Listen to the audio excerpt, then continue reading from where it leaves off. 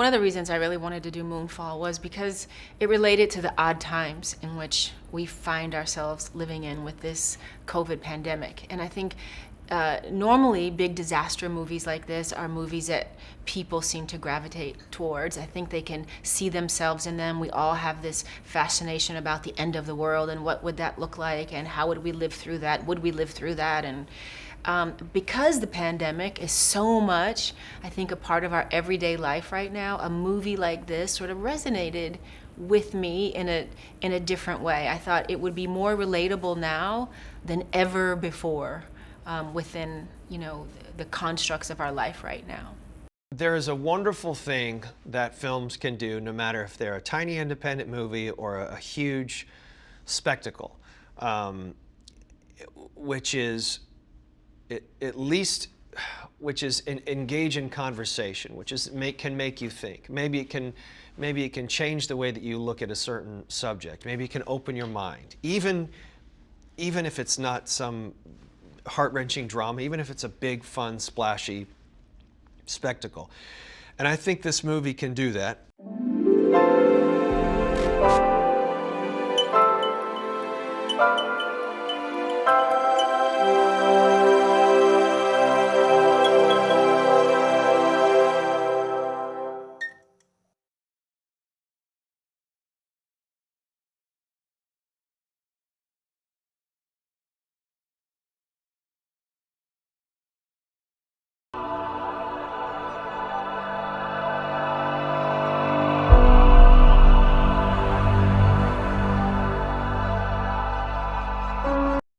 I was like triggered by a book I read. I read a book called Who Built the Moon?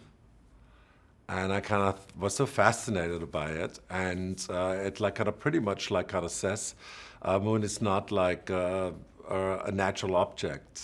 And I think that was a great idea for a movie. And then I kind of thought, well, what happens if this object would fall down to Earth and we have to deal with it?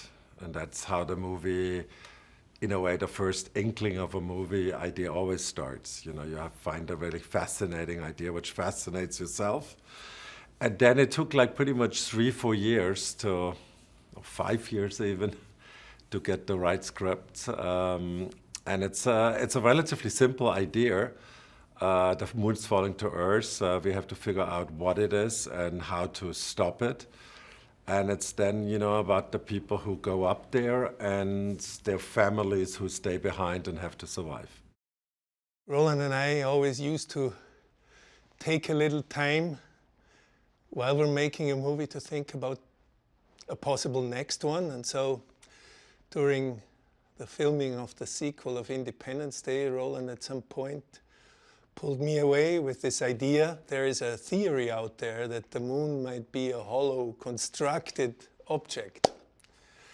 And so I checked it out a little bit and found it very fascinating. And so with our fantastic co-writer, Spencer Cohen, we sat down and, started to develop characters, and that's how it usually goes, to find a story that's emotional, with characters that people can relate to. The idea of this film is like naturally very, very fantastic, and because it's so fantastic, you want to kind of, give it, like a lot of believability, and the believability comes from science. And, the more like naturally you research, the more you can like kind of give the people some sort of like a basis, that people can believe in it. And we went to great lengths, to talk to a lot of people, but at the end, I'm always like say, well, it has to work for the story. And so it's a mix between, like kind of fact and fiction. Usually starts with a screenplay, with a script, and there you can write just little things like unimaginable imagery you've never seen before of devastation and gravity events and gravity waves and everything is going crazy. As you can imagine, once the gravity of the moon, which is a sixth of Earth's gravity, comes so close to Earth, the whole gravity situation in that field in between becomes very unpredictable, with the atmosphere, you know, being pushed in or sucked into one direction, then coming back. Air supply is going to go away. Gravity is going to be unpredictable. Not just, you know, things starting to float, but it's also, you know, pulled from the sides, pulled through weather, wind, and, you know, also tectonic problematic situations, to say the least. And so this was like an opportunity to actually come up with things we've never seen before. I grew up in Germany. In Germany, we don't have like really superheroes. And I don't understand superhero films. I honestly admit it. And so I had to find, in a way, my own genre, you know. And I realized, you know, that, and that was like actually probably came through Independence Day. I like had a lot of disaster elements in the film. When you like study disaster movies, you realize normal people have to become superheroes. Because if they not become, develop some superpowers, they will not will survive the disaster. I always like kind of think a movie has to kind of tap into problems of our time. And I think this movie heeds a big warning against, we should be very careful with artificial intelligence. And we should, you know, keep our planet intact. But that's also like deeply rooted in all my films. I'm always, you know, try to put a message in that we should be careful that we don't pollute our planets too much, because we have not yet the technology to leave it.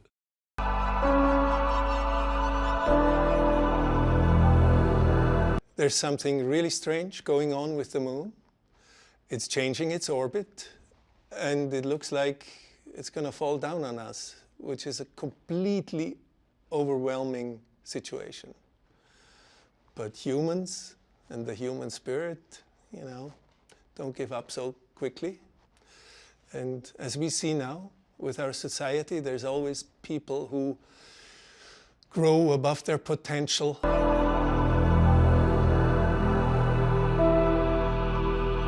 I had one conversation with Roland in the early days. It was very quick. You know, we talked about the movie. You know, you read a movie like this and you really understand what it's about. You know, it's pretty easy to understand. So we sort of had a meeting of the minds. And originally this role was written for a man, though I do know that. And so credit to Roland for taking a character that was male and then realizing that this could be a female character and still have the same impact. My initial impressions were I thought it was a great concept, first of all. Is it an interesting story, right? That's just sort of the baseline of anything that interests me. Is the story good? So I love sci-fi and don't get a chance to do it a lot, so that was a big bonus for me. I had such a great time working with Roland on Midway that it was an easy yes to say yes. Also, I felt like this role was different for me in roles that I've done lately. But my first impressions of the script were that I love that it took this huge. I love that it took this huge disaster film idea, but really base it around one of the most interesting and controversial questions of evolution versus creation. And so for me, that was really fascinating to me. I like when you can use a movie, even a big splashy popcorn movie, to at least just drop something into the conversation. I think that's really fascinating. I love history, and especially with all the stuff that's going on with the possibilities, like when you're reading it as a kid, like who built these things? Like who's responsible for, you know, building these pyramids, which is still kind of unanswered till this date. And I think Roland and his team have an appetite for filling in the blanks, and especially about the unknown and about possible answers. And so I remember I saw it with my brother, and we were just movie freaks growing up, Joel, and we saw that movie, one of our favorite movies, and so I've always had it on my bucket list to potentially work with Roland in some capacity. And so when my manager called me up and he's like, Roland Emmerich, and I was like, yes, I'm listening. He's called you and says that, there might be a part opening up. It's entirely packed with special effects, so it was very exciting. Lots of challenges. Every second page was another effect, another gag to be prepped and shot. So it was quite nice to read that kind of script. It was exactly what I was expecting from Roland. Large effects like huge tip tanks, zero-G rigs for space, riot scenes with burning semi-trucks. It was very challenging, and every time I would ask him, is this a live effect or are we going VFX? Every time he wanted some live action, and that gives him a very solid base for building the visual effects around, and it was well appreciated to have the opportunity to do all those live effects on set. My initial impressions when I first read the script for Moonfall was that, oh my gosh, this is going to be a huge endeavor. And I loved the script because not only did it have all the action and all the excitement of, an alien movie, but it also had the heart of, families trying to work out their problems and real problems of divorce and separation and alcoholism and all of these problems that was going to get in their way of figuring out who they really were and how they can save the world. But at the end, they figure out how to work out their problems while saving the world. I started reading Casey, and I was already interested because I initially liked his tenacity, his energy, his commitment to his intellectual pursuit. But then the more I read it, the answer became very clear that I can do everything with this. There are moments in this story where, as Casey, I can play absolutely everything. There are moments of sadness, there are moments of humor, there are moments of pure joy and elation. There's a real anger and a fury to him sometimes, and there's a tenderness to him too in the friendship story between him and Brian and Fowler. And I just thought there was a moment in this story where all of those things and so many more things are going to get touched upon, and it just felt like a great showcase for any actor, and also to play such an important role in a story that had so much scope to it and so much ambition to it, to be to play a pivotal role in the telling of that story and get to do everything I did whilst acting that part. It was just irresistible from the minute I started reading it. Well, I first heard about it with Roland's name attached, and I think that was the thing before I even read the script that got me initially really excited about it. And I had just, I'd grown up on his movies and had always wanted to work with somebody like him who has, in my opinion, really been a part of filmmaking history. And then when I got to read the script and see what my character was like, and then find out, the rest of the cast and all the pieces started to come together, I just got so excited about it.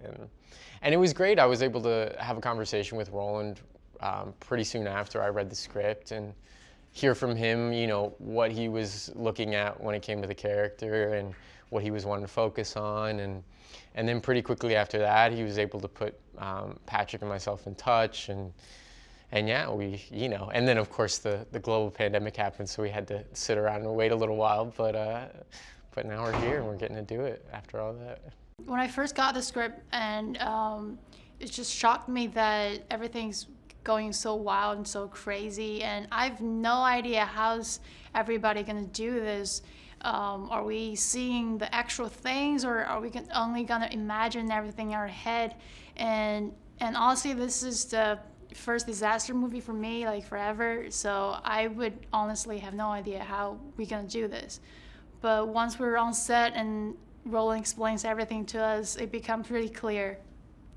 Well, it's through actually another fellow who, ex-Air Force pilot who does air shows, and I do air shows, and so we meet every now and then, so I met him.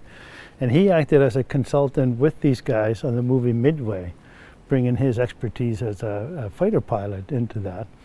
And they asked him if he could do this, and so he suggested, no, I should do it, because he doesn't know much about the shuttle. So he called me about a week and a half ago and say, hey, you want to go help these guys out, because they need someone with expertise in space and space operations and shuttle operations. So that's how I came about. So it's been a pretty interesting project so far.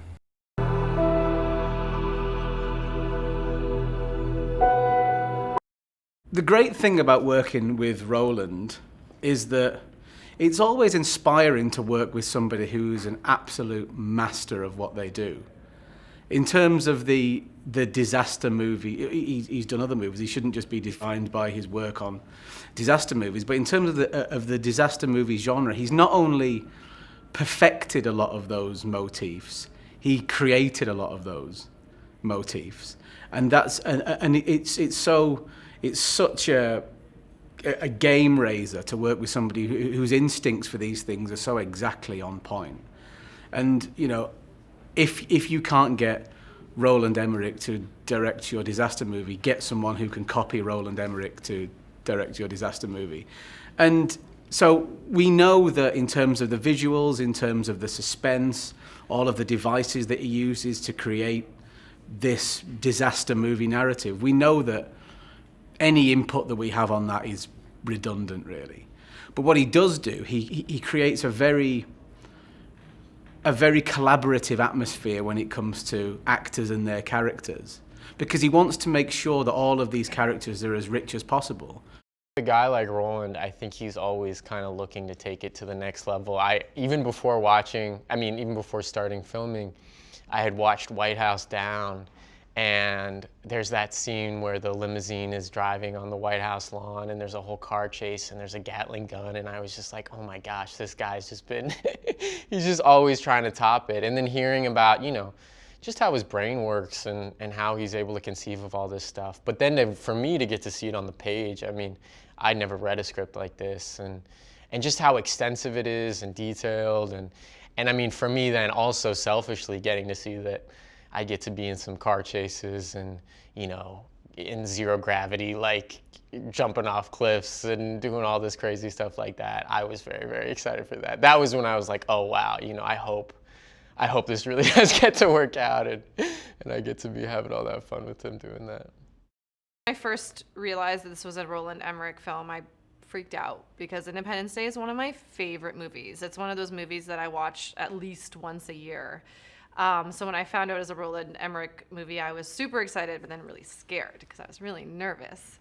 But then when I met him, he's just so friendly, and he's a man that just thinks, he's always thinking about something, and you can kind of see he's going like, well, if I'm doing this and I'm doing this and I'm doing this, like his mind always is going and is never stopping. But he's been so generous with us, really making strong decisions about our characters. So that was a really fun aspect. I could really work with Michael Pena about what our relationship looked like, what our history looked like, and you know, what kind of dynamic is in the household and stuff. And Roland was always really game about indulging us actors about creating our story and being able to make these like strong choices for ourselves.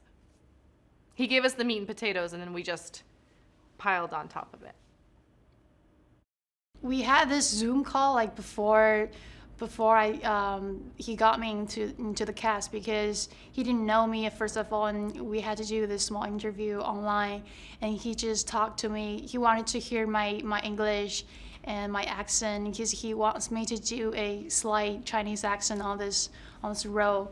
And everything got so funny because he has his own accent too, right? So we got to communicate with our own accents, and it was really fun. And then and then he tells me about this whole story and how, like, what kind of person is Michelle and what she gets to do in this movie. And first of all, I thought she's only gonna be like a really small role in this movie, but then I find out that she actually stays until the very end. She didn't die, and I'm like, oh, that's a good thing, because nobody wants to die from a disaster movie. That means you're not that important. So yeah, I guess it's a good role. It's a good person, and it's a good role for me. And this is actually my first movie in North America. So I guess it's a good opportunity for me as well. The reason why he is a perfect director for a film like this is, one, he's done a number of them very successfully, and he has a very unique way of creating things on such a grand scale, and allowing them to be done within the means of the production.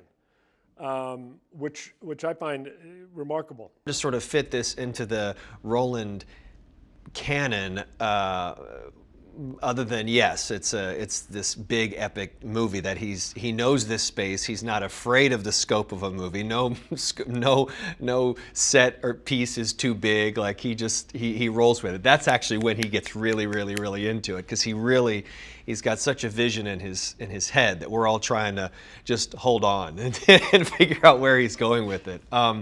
But I think above all, the one thing that, if I can relate this to the other Roland movies that speak to me, are, yes, you can have this big spectacle, but you really have the human emotion that drives the story, because you have to have people that you care about. And that is something that you see a through line with his movies, especially the ones that become these big successful films, that because they can cross over just from being a big popcorn movie to going, I really loved that performance, I loved that character, I felt so much for that character. So he really likes to bring out that emotion. So from that perspective, you really do see these different storylines that each have such a tremendous amount of heart. What's great is that you have a two-man team with Harold Klosser and Roland Emmerich, right? And if there's anything that I have character-wise, because I think, I always ask Harold, because I think Roland has so much to worry about technically and how to make it right. He knows when something's wrong, and he's like, nah, it's not right for the shot, not right for the shot. And so, sometimes we work with Harold for the dialogue is like, and what makes it, a lot of times, what feeds the urgency more. What feeds the character's objective more, so that you can just streamline it and it ultimately helps the shot. And so it's a two-man team, and they both work beautifully together. And one feeds a lot of the character stuff, and then Roland, even when he's like kind of frustrated and wants things a little faster, it never comes out of like him being mean. He's never mean. He just like, we got to do it. We got blah, blah, blah. And he's such an animated guy. I love working with the guy, and he does make me laugh. Roland is a bit like a painter. He visualizes everything he wants to shoot. He will shoot, and he works also with post-production. He knows the effect he'll do. He knows all that. So working with him, it's always to find what's bright, what's dark, what's the challenge with the different colors and all this. So he works a lot that way. Roland works about what you see, the lines, the color and all this, even before talking about the character. That's the way he works. That's the way I feel I should work with him.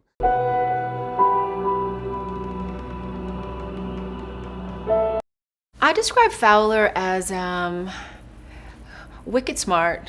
I think she's a woman who survived in a man's world. You don't become an astronaut, and when we find her, she is, the deputy director of the NASA. You don't find a woman in that position who isn't extremely intelligent, strong, has a real sense of self about her. She's very willful. She's had to survive in this world and hold her own, and so that's how I describe her. She's strong. I love characters. I love women and characters like this. Yeah, I think we find them in the beginning, and they're the best of friends. Like, Brian was at her wedding. She clearly knew he knew her husband, and they were like workmates. Like, I was his, work wife, and he was my work husband, and very, very close. And then this event happens in the movie where we get estranged. There's sort of a misunderstanding, something very confusing and scientifically unexplainable happens, and my character doesn't exactly stand up for him the way she probably could have, and he sort of takes the fall, and sort of that starts the beginning of the unraveling of their relationship. And we get to visit them again in the movie, and they have a chance to sort of wrong that right, to come to terms with what happened and realize that neither one of them were right or wrong. It was just a very unfortunate situation that was hard to explain. And they sort of went their separate ways as a result of it.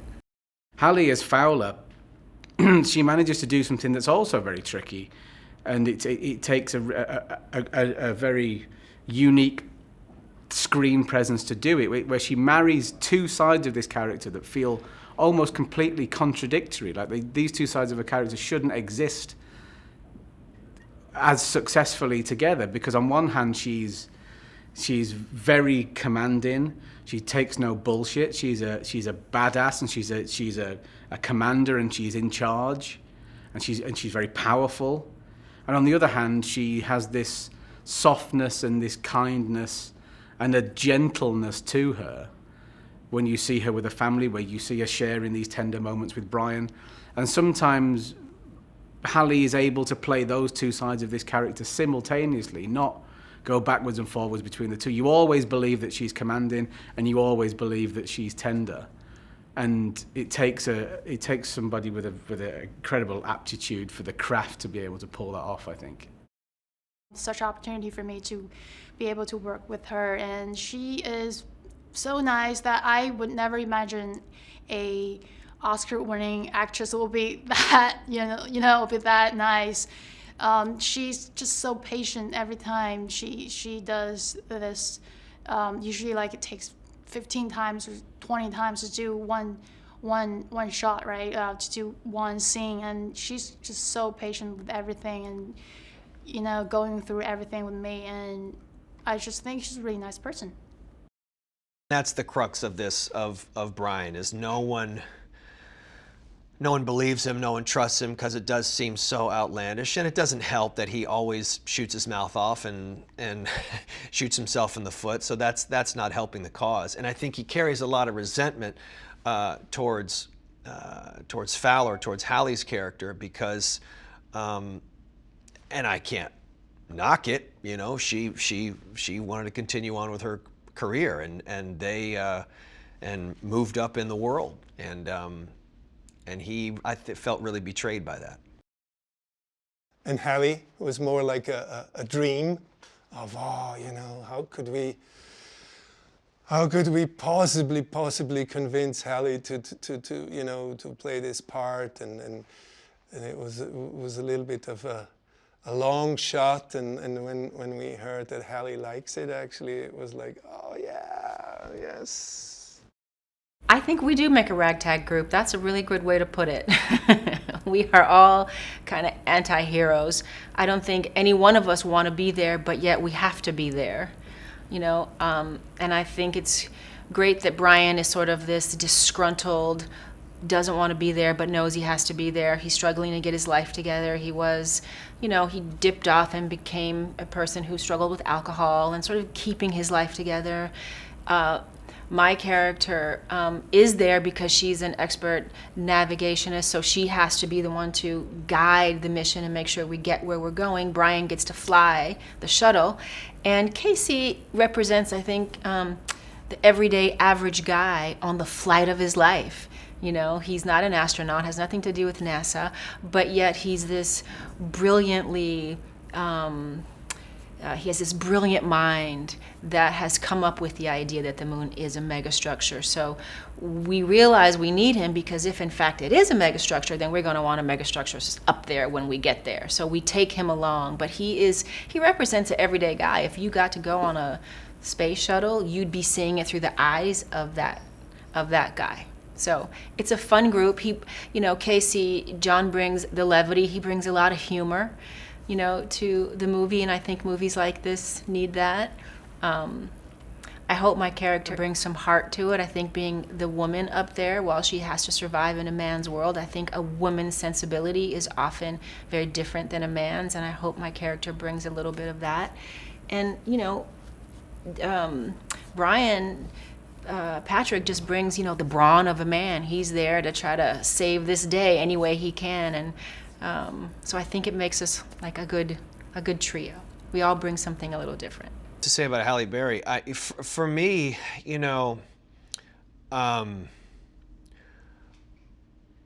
one of the things coming into this that I felt like was going to be difficult is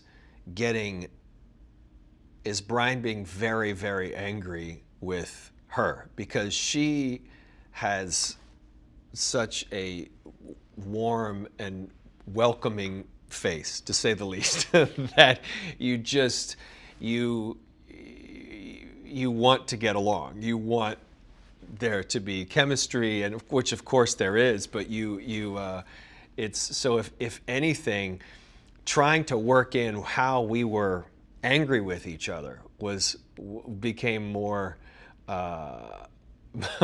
became harder to do, because naturally we're both, I feel like she's a very giving actress. I feel like I'm a giving actor, so you want to be there for that person, whereas these two characters are just done at the beginning and don't want to deal with it. So if anything, I'm fighting against your instinct to be like, oh, it's Halle Berry, I've always wanted to work with you, this is going to be so fun. Then it's like, oh no, I have to tell you I don't like you or trust you right now. So that was, I guess, a little bit of a journey.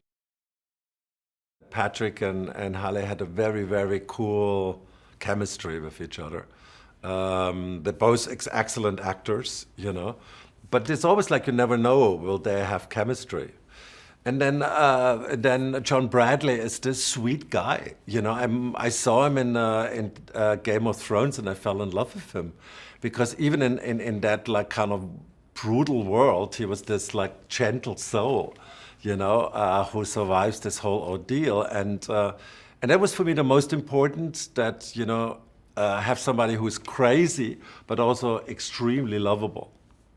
And that's what he is. And so this was a really, really cool combination, of these three actors.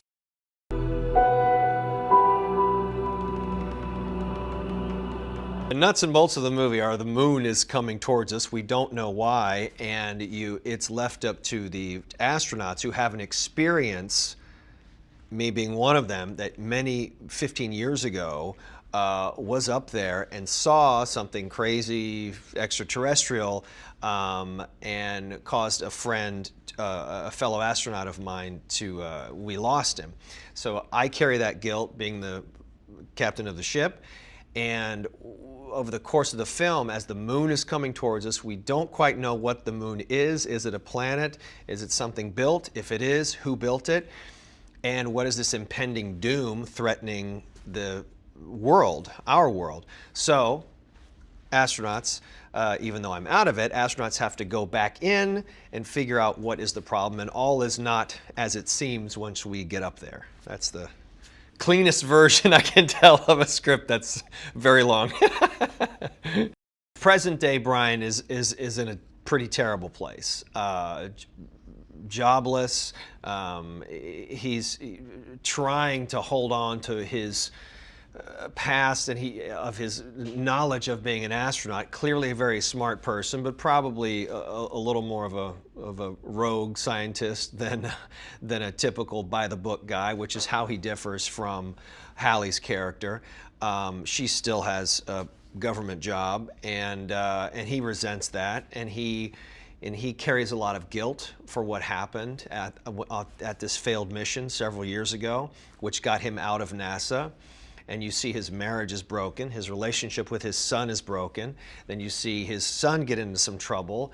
Brian wants to do anything he can to help his son, but he just doesn't have the capability. He's just, everybody that's given him favors, they're running out. Like he's trying and failing over and over and over, and has a lot of personal problems and demons that he can't overcome. Patrick has, since Midway, been just one of our absolute favorites. You know, while shooting Midway, we were talking to each other behind the monitor saying, oh, we need to do another movie with this man. And it's just, you know, all in all, on the set, in front of the camera and behind the camera, it was just such a wonderful experience that we definitely wanted to revisit that. It's been amazing to work with Patrick and Halle. They're two actors who have really elevated what was already two very, very interesting characters on the page, and they've made them so much more. I think what Patrick brings to Brian is this feeling, especially early on in the film, although he does have a redemptive arc as well, you get a sense of the pain that he's carrying around. You get a sense that his demons are banging at the door 24/7. And although he turns into a hero, he's always a reluctant hero. And I think that that's something that is a very fine balance to play. Somebody that he's kind of forced to adopt the role of the hero when he doesn't feel qualified and he doesn't feel really capable of doing it. And I think that Patrick is an actor that's so committed to making every single second credible and believable and psychologically valid. I loved the casting of the character of Brian because on paper he's such an unlikable person. He drinks too much, can't hold down a job, doesn't pay his rent, and then you cast Patrick Wilson in it and you're like, oh damn it, but I like him. And then on paper you see Tom, who's this really straight edge type A character, but then you cast Michael Pena in it and you're like, oh my God, but he's like so sweet. And what really unites the two characters is they're both hot-headed, is they both just fly off the handle. And Brenda's always kind of there just to bring them back to earth and be like, guys, come on, let's focus on what really needs to get done. And I loved that they both pulled me in that direction. You can kind of see that she has spent her life just like dealing with Brian. And now she's dealing with Tom, but at least he makes it easier for her.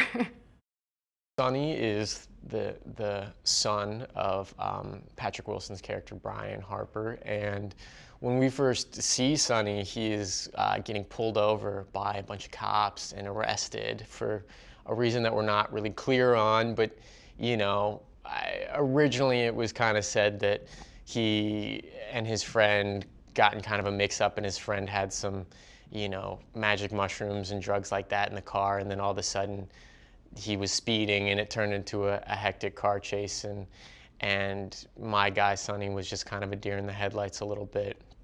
And then we're introduced to him and his relationship with his father, which is pretty toxic to say the least, and is one where there hasn't been really any communication for quite some time. And I feel as though my dad has really let me down in an extremely significant way and has not been there for me repeatedly.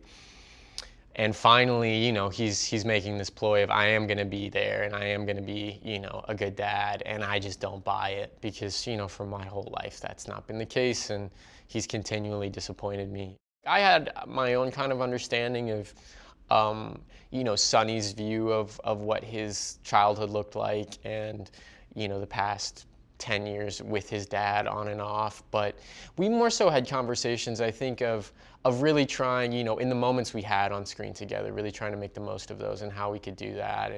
And I mean, this was really, I mean, this has been my first experience on a project like this, you know, the size of it and the tone of the film and the pace of it and everything. So that was, I was asking him a lot about that at the beginning, because he had just worked with Roland on Midway, and obviously he does movies like Aquaman and, you know, The Conjuring and things like that, and it was really helpful to get to hear from him, because obviously he has such a wealth of experience, how he really operates and what he's thinking of and when, and then we kind of used that as a jumping off point, and then got into character somewhat, and yeah, I mean, it's just been really fun to get to do those scenes with him and try things out, and he is such a phenomenal actor, and I've been such a fan of his for such a long time, so yeah, so that's been really cool. I'm gonna miss him once he heads back home for Christmas, but it's been really good thus far. There is a wonderful thing that films can do, no matter if they're a tiny independent movie or a huge spectacle, which is engage in conversation, which is can make you think. Maybe it can change the way that you look at a certain subject. Maybe it can open your mind, even if it's not some heart-wrenching drama, even if it's a big, fun, splashy spectacle. And I think this movie can do that, and does that in a couple different ways. I think it does bring up the fact that, and it's no secret with the creation of AI and the worries of machines rising against you. I mean, Terminator dealt with it, but there is an increasing fear that is very real. I think art imitates life, and I think that in the science community, I think that is a legitimate fear of, if we create something so much that takes over, that has such power with our increasingly technological society, what does that mean? So this movie raises that.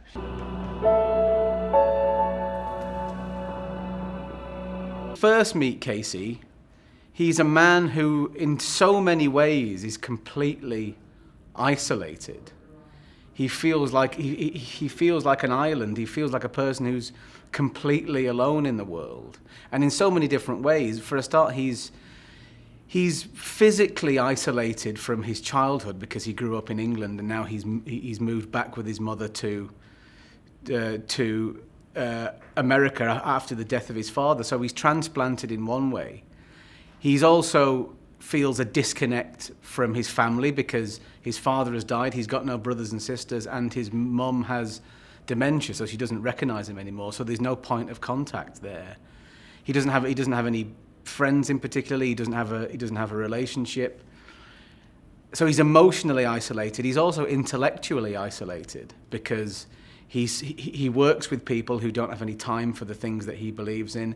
He's always trying to communicate the things that he believes and his passions and his interests and his theories to people, and none of them are interested.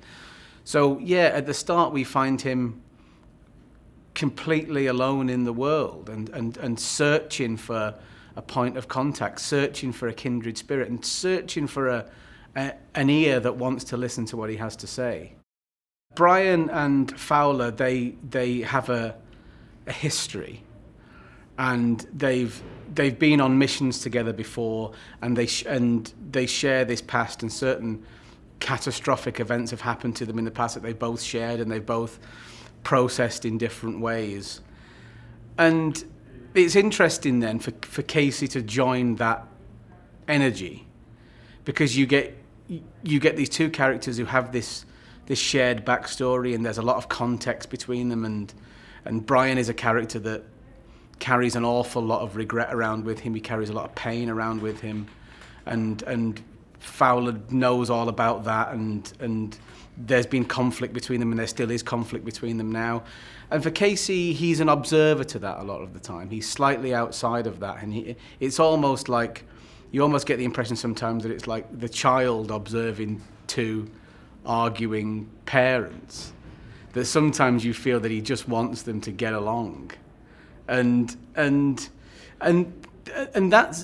down to the script, of course, but that's a huge testament to Patrick and Halle's performances as well, that this connection between them is absolutely manifest. And Halle had a very, very cool chemistry with each other. They're both excellent actors, but it's always like you never know, will they have chemistry?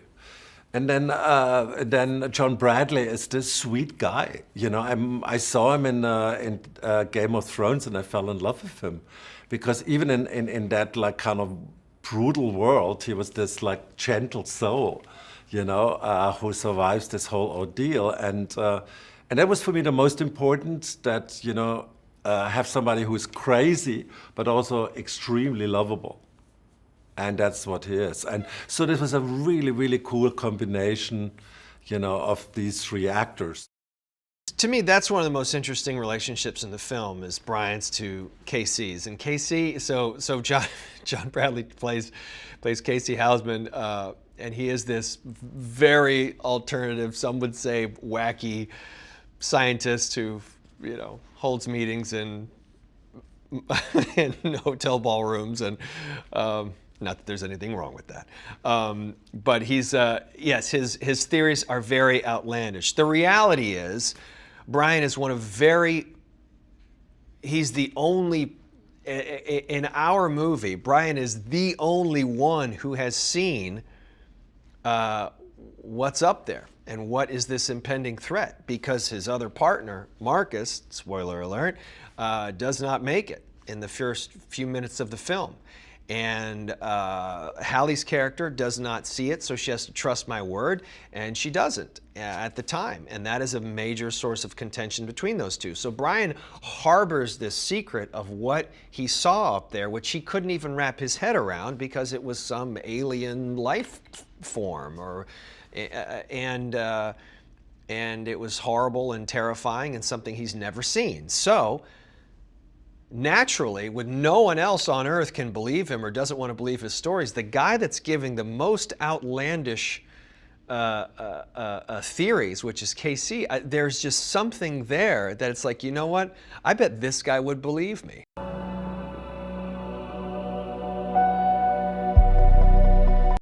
Sonny is the son of Patrick Wilson's character, Brian Harper, and when we first see Sonny, he is getting pulled over by a bunch of cops and arrested for a reason that we're not really clear on, but, you know, originally it was kind of said that he and his friend got in kind of a mix-up, and his friend had some, you know, magic mushrooms and drugs like that in the car, and then all of a sudden he was speeding and it turned into a hectic car chase, and my guy Sonny was just kind of a deer in the headlights a little bit.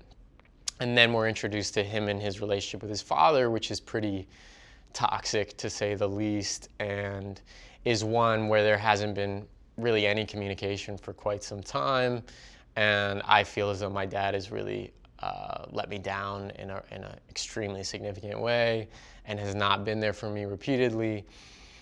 And finally, you know, he's making this ploy of, I am going to be there and I am going to be, you know, a good dad. And I just don't buy it, because, you know, for my whole life, that's not been the case. And he's continually disappointed me. The mission itself is to get Jimmy, Fowler's son, and Michelle, his guardian, basically, to Aspen, or no, sorry, not to Aspen, to this base where Jimmy's dad is. And that's to get to safety, number one, but also in order to help them out up in space. And I think, I mean, Sonny takes that incredibly seriously. I think especially because pretty quickly, you know, him and his dad have this reunion of sorts. He's still pretty upset with his dad, because again, this is really the first time they're really getting to have a conversation outside of prison glass in quite some time. But I think it's also clear that, you know, Sonny's really scared more than anything, I think. And really quickly, I think his dad is able to make it clear to him that, you know, if he has any strength, if there is anything he can lean on right now, that's what he needs to do. And ultimately, you know, this is just life or death. I have a personal connection to that role of Sonny, because me personally, like, my parents got divorced when I was his age in this movie, when I was Sonny's age in this movie, right? So I knew that kind of feeling that he would have to go through at such a young age, that without a dad or mom being around, and being raised up this kind of environment. So Sunny is he is a cool person first of all, but he just went through so much, and his dad is not around all the time, so he blames him for certain things. So I guess he has this personality that he doesn't want to share a lot to Michelle, so he doesn't really talk much around her, but Michelle is willing to share her story first to him, so that really opens him up. I think that's why it's helpful for him to get along later in this movie. No, I'm a father of 2 boys. You know, mine are younger than Sonny in this film, but I think every parent can relate to that. I think the thing about Sonny and his relationship with his father is, no matter what the reasons are that your dad is AWOL, doesn't matter to a kid. Just doesn't matter. So you understand Sonny's point. You weren't there. You're not around. And I think and he's constantly just let him down because Brian has his own issues that he's fighting through. So Sonny can't see the good for what he does. And that's part of being Sonny too. You know, Sonny is not, he's not the most straight-laced kid either, and that's probably a little of his dad that's rubbed off on him, and that's why they butt heads. And so this entire film for them is trying to just find how they can communicate, and how their relationship can move forward. Sonny is a great character. I mean, he plays a young man who is quite frustrated in his life, and frustrated with his mom, frustrated with his dad, doesn't really know what to cling to. And you see him grow into a man by the end of the film. He takes responsibility for his life, for the life of his family, and realizes how important all of that is. So he sheds that adolescent feeling about him, and by the end of the film, he becomes a man. I know that's a cheesy thing to say, but it's true. Charlie has been absolutely so much fun to work with. He was already maybe like a month and a half in when I arrived to shoot the film, so he really showed me the ropes and kind of let me in on all the set dynamics and all the goss. So it was just such a blast to work with him. And I keep looking at him and being like, "You're so smart. You're so mature. You're 20. I'm like, wow, what a wonderful man that I get to work with and bounce ideas off of, and always so helpful on set and offering to be the eye line or throw you lines or give you ideas. He's just such a gem to work with. I'm working with Charlie Plummer.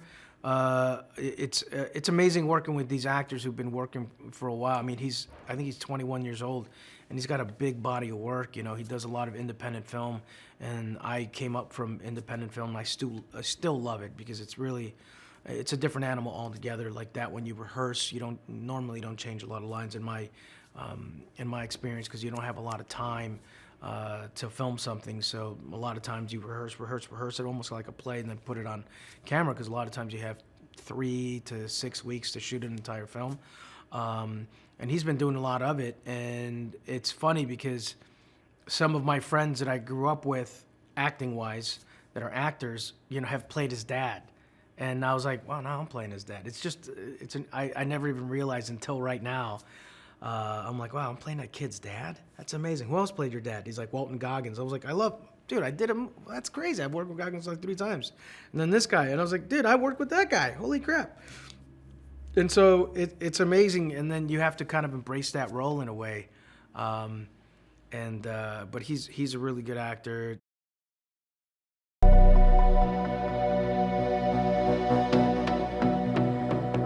I play Michelle. She's the intern student who lives in Fowler's home and living with Fowler and his son Jimmy. And she has a pretty tough childhood because her parents got killed by a car accident, and Fowler's really good to take her and took her as her own and raised her Also, she's a very brave person, because when Charlie got hit by the tree and she went back for him and to save his life, I think that's something brave to do in this kind of situation. Was proposed by Huai brothers. They had made a movie with her, and they allowed me to see the unfinished film. And I also like immediately said, "Oh my God, she's like." You know, when you like kind of have work with actors of a different, language and nationality, it's quite difficult. I had this in my last movie where I worked with a lot of Japanese actors, and I needed all the support around me with translators and people to judge the performance and stuff like that. Kelly was Canadian. I could talk to her in perfect English. She is Canadian, but she's also an accomplished singer, musician. She is quite a good actress, and she has she's this multi-talent, and also far beyond her years as a person. I mean, she feels like a very, very old soul. She's been so fantastic to work with. We hadn't met before. She flew in from China. She's also been working on the film way before I have. So she also was so welcoming and just kind of showing us the ropes on set. Yeah, she's just this really hyper talented human being. She showed us some of her work from China, and I was just so happy that we got to have her for this movie. Like, we just got so lucky that she's Canadian and also got to work, was eligible to work on the film as well. When Sonny first sees Michelle, it's in this kind of, just wave of chaos of, everyone's leaving, shipping off, here's a gun, you gotta get in the car, you gotta drive here, don't turn back, et cetera, et cetera. And so when he sees Michelle, I think obviously she's, a ray of light. And then as their relationship starts to develop over that second and third act, I think, Sonny obviously respects her, and I think they're able to start to kind of have little moments that they share together and little bridges of connection, and then that just kind of develops more and more and more. But we really haven't, we've done the scene where we first meet, and then we've done the scene at the very end, so everything in between we're gonna get to play with and have fun with. But I hope we do get to have fun with it, and I hope there is a sense of getting to try things out. Like, she makes fun of my tattoo and stuff like that we'll get to kind of play around about. It's definitely a little different, we got our little cubicles that we go to in between takes and stuff like that. But no, I mean, we definitely have. Like, she's been introducing me to WeChat. I didn't know about that. I got her hooked on Plants vs. Zombies again, because she apparently was a recovering addict of Plants vs. Zombies, and I got her back on the good stuff. But yeah, so we kind of we'll chat about that. And if I ever see her, like, we got 5 minutes, she's right back on there, destroying all the zombies that she can. But yeah, I mean, I think, like, in the spirit of the characters, like you were saying, Jimmy and Michelle and Sonny all do spend this, basically the entire second half of the movie together. And so I felt like, okay, even though, these crazy, disastrous circumstances are in front of them, at the same time, they have to kind of establish a rapport. And that's why I think it has been fun that naturally, like, we've been able to do that and kind of develop these jokes and storylines and stuff like that, and just kind of keeping ourselves busy, but also having fun. Whenever a disaster happens, it doesn't happen just to one country or one group of people. Like, we represent people from, like, all over the world. I probably represent, like, people from Asia. I don't know, because you always have people like me, like Zhang, like everybody else in this kind of disaster movie. So I guess important to let people know that we have to do something for our environment, to prevent this kind of thing really happens, because it's really scary. I think it's the whole purpose for this kind of movie to come out and to tell people that it's important for us to protect our planet, right? I think it starts with the moon is actually an alien base that's not a simple moon that we see every day. In the core of the moon is actually a higher technology, which we call an alien technology that we wouldn't understand at the beginning. But then, the characters in the movie, like Michelle and Charlie, was probably still don't understand, because only Fowler and Brian knows what's going on, and they didn't have the time to explain everything to us, right? So we didn't know what's going on. We didn't know the moon is actually an alien base. So we just know that the moon's coming down. We're losing all the gravities, and the moon's pulling us from Earth. And if we don't hold on to something enough, in time, then we're gonna all be sucked in from the Earth to the moon, and we don't know what happened to those people then. So that's what we're trying to do. We're trying to survive.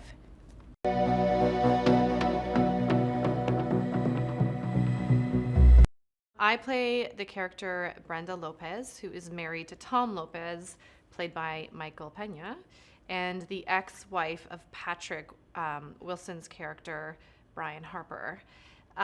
So originally she was married to Brian and had Sunny as their child.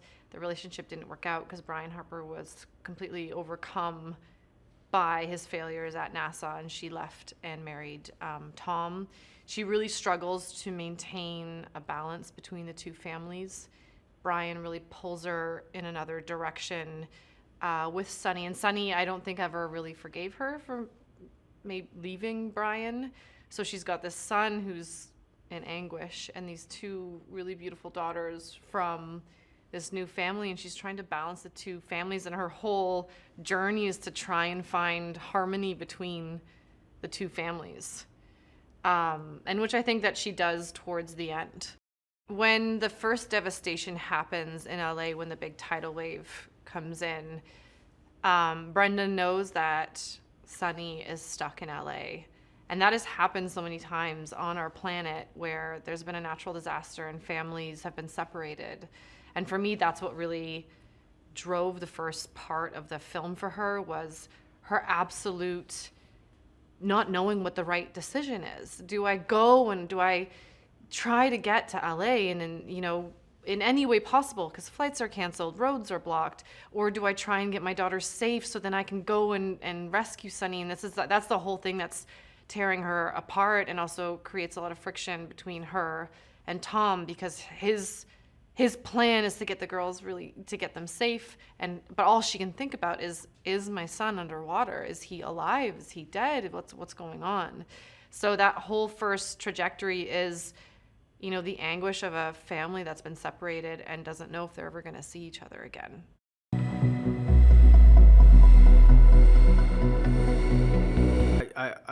I looked at the arc, and I was studying what this man's journey and where he begins, and I thought, wow, I think in order for this to pay off at the end, it really has to be kind of a more passionate person. And plus, I golf with people that actually have a bunch of dealerships. It just so happens that I'm friends with a couple guys that's what they do. They sell cars, and not just salesmen, but owners of a bunch of dealerships. And they, in my mind, when I say, it's like, hey, Mike, what's going on? And they're on the sell. You know what I mean? In order for you to be successful in that, in like as a car dealer, all they think about is cars and selling, and they have an appreciation for that kind of thing. And I thought, well, I mean, I always love imitating or at least embodying somebody's spirit and soul. And it also scares the crap out of me when I have to do somebody that's more impassioned than I am. And it really is, because it lends itself to a different kind of energy than I'd have at home. Like, I'm a boring guy. Like, I play chess, I watch movies, I read books, and I golf. It's not, it's not your typical, like, I don't know. To me, it's like other people consider it boring. I watch chess videos for fun, and I'm really into it. Tom is not that guy. I was like a fan of Michael Pena, so we found like Michael Pena, and he is awesome in this film as the car salesman. He owns 10 dealerships all over America. At the very end, the last one to join our cast was Michael Pena. And same thing, the first Zoom meeting, I was like, oh, okay, this is the guy. We don't have to do anything here. It's just let him do his thing. He is the guy and then some. His timing and his little, lighter bits that he can just throw in on the go, it's just genius. It's a joy.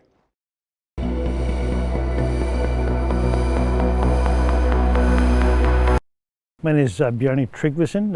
I was a former astronaut and flew on the space shuttle about 20 years ago. And I'm here basically as a consultant looking at some of the operations that they are using here in making this film, operations of the space shuttle. And then some guidance about the kind of language they would use and how they move about. Well, I actually flew as a payload specialist back in 1997 on the Discovery, Shuttle Discovery, back in STS-85 was the mission number. And then after that, and that flight was focused on doing science on the space shuttle, some of which I actually helped design. And then after that, I went through the mission specialist training, both for the space shuttle and the space station. But then a couple of years later, I kind of bailed out of it because my kids were kind of needing some of my time, so I didn't do a second flight. Anyhow, but I did a 12-day mission on the Space Shuttle Discovery. And then I've also been involved in designing science hardware. Some is flown on the Russian space station, some on the space shuttle, some is up on the current space station.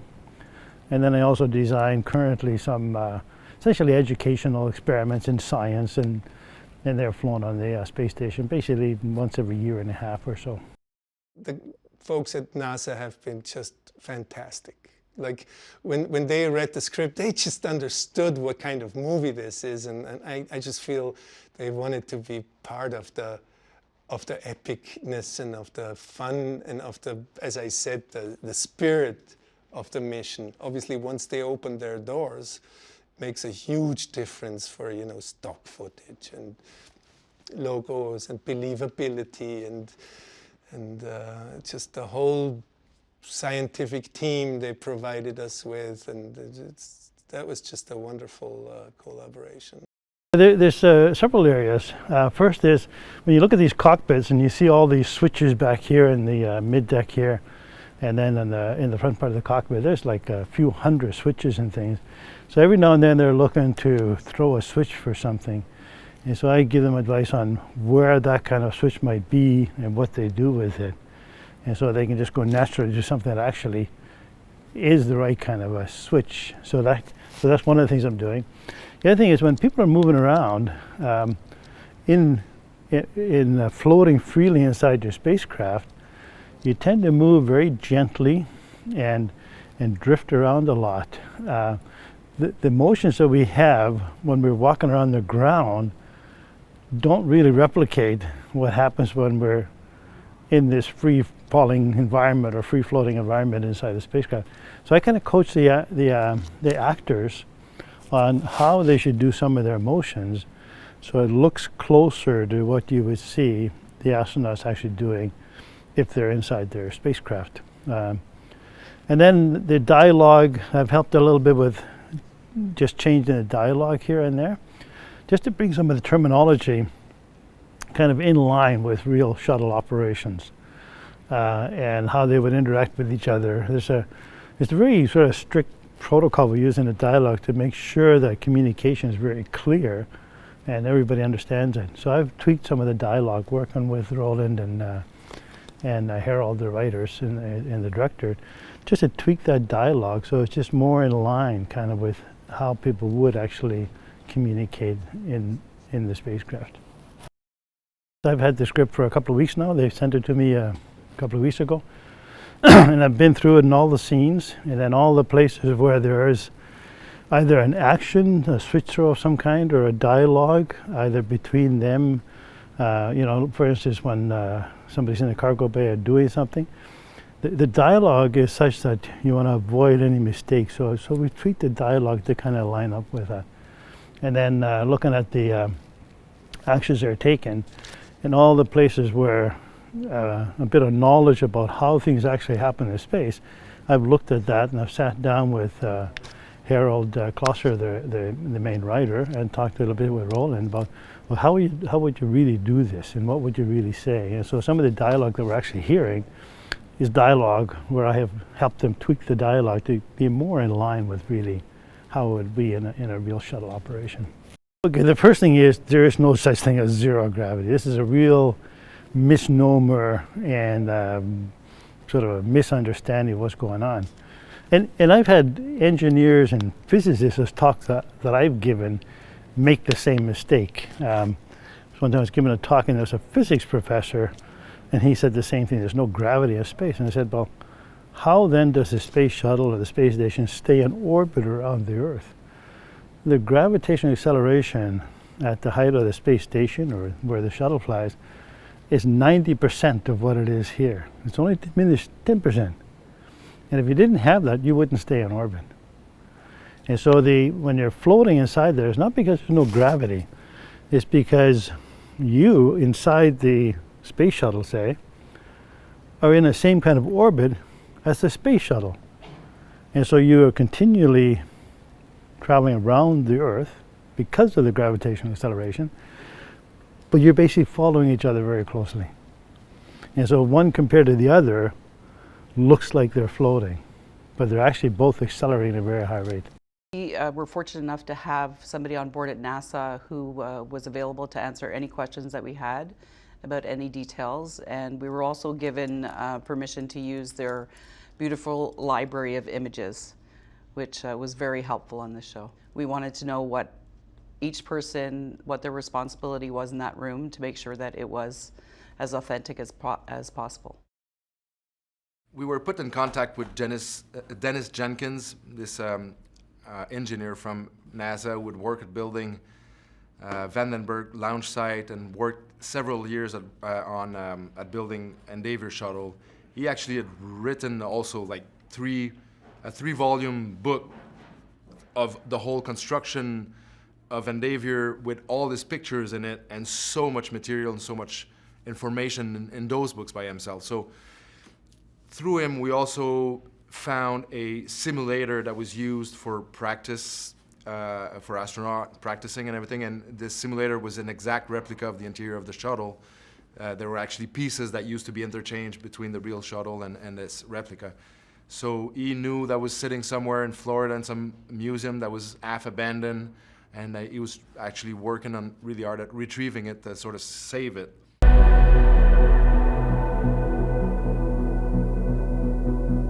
It's entirely packed with special effects, so it's very exciting. Lots of challenges. Every second page was another effect, another gag to be prepped and shot. So it was quite nice to read that kind of script. It was exactly what I was expecting from Roland. Large effects like huge tip tanks, zero-G rigs for space, riot scenes with burning semi-trucks. It was very challenging, and every time I would ask him, is this a live effect or are we going VFX? You know, every time he wanted some live action, and that gives him a very solid base for building the visual effects around, and it was well appreciated to have the opportunity to do all those live effects on set. That was basically a very large, a quite large steel tower with two dump tanks on it, hydraulically actuated, and we had 7,000 gallons of water coming down onto a ramp right into the lobby of the hotel. The big challenge was to manage the weight of all this water, get it in the right place, and make sure the set wouldn't leak. So we had to make the set basically a pool that would contain all this water over and over to build up a level of water within the set so we could shoot the escape from that tsunami wave. I think he wanted the stuff back on, certainly stuff back on Earth to be rooted in reality. And him, Pete Travers, the visual effects supervisor, spent a lot of time on the logic of what was transpiring on the film. I mean, there were a lot of physics involved, and they really, really did their homework, and it helped me a lot to, guide the, the lighting that was inspired by it, and some of the physicality of the gravity and storms and snow and meteors and stuff like that, which were all very much, lighting elements and cinematic moments. Roland and Pete and the visual effects vendors is set up a very nice, pre-vised all of the larger scenes so that we could capture as much in camera and match up to those. And I think it's very important for me personally, being the cinematographer, the more that we can capture in camera, the more believable and also keeps the audience rooted in the story. Even though the moon in our movie is only 1/3 of the mass, the gravitational equation is a function of the distance to the center of the object. So there's a point in the movie, near the end of the movie, when the moon is so close, even though it only has 1/3 of the mass, it actually is exhibiting a stronger gravitational force to the people standing on Earth. And that's why all these anti-gravity effects. And so the math actually checks out. There's a certain point, in particular during the Aspen chase, you still have Earth gravity, because the Earth didn't go anywhere, right? So you still have this 9.8 meters per second squared acceleration downward. But then the moon was providing 4 to 5 times that gravity to the side. We have kind of built up a curriculum of how to do zero-G over the years, and almost always it's a bag of tricks. Depending on the shot, depending on what we're trying to accomplish in the scene, then that kind of moves towards a certain technology. And with the zero-G, we had people on wires. We had what we kind of call it a seesaw platform, where that way we could have people lay on their bellies, and then it's like we have a kind of a counterweight, and then we're just kind of rocking the back and forth. So you get this nice kind of smooth kind of sinusoidal motion. And then sometimes it'll be CG, so there's really kind of like layers, just depending on the shot, but there is no one magic rule that works for everything. That started by building the shuttles. We were working with construction, art department, to fabricate these shuttles. They had to be modular to weld all the walls so we could shoot within the shuttle. They were not that big. And then we had to motivate these shuttles so that we could create vibration. We could tilt them up to a launch position. So hydraulics, pneumatics, we call them shaky decks and tilting decks, were built to position the shuttle and give it some action so that the actors could react to vibration and impact and different levels of inclination. Then within the shuttle, we had to fly these people as if they were in zero-G. So we put together a motion control robot fly rig so we could hook up our astronauts, our talent, to these flying rigs, and we could pre-program all the moves ahead of time and play them over and over again so that the actors could easily find their way within the same move. We were not guessing the move, so the actors could really get into the motion and not have to do too many takes in flying suits. We shot everything on a 360 blue screen stage, and the special effects supervisor built some very, very nifty, almost like hovercraft platforms for the cars to go on, so they could slide, almost float, and they also articulated. In conjunction with that, we utilized 2 techno cranes or telescoping cranes with stabilized heads that had 3 axes. So we were able to tie in the movement that was happening in a wide shot. If the car lifted up off the ground, then we could, if it's going up, you tilt the camera in a side shot, you tilt the camera down and whoop, the car's lifting off. As it's coming down, whoop, turn the camera this way and the car lands back down. So we really encaptured all of the movement of the big action of the scene, and the cars were strictly flat on a stage floor, and it was quite effective.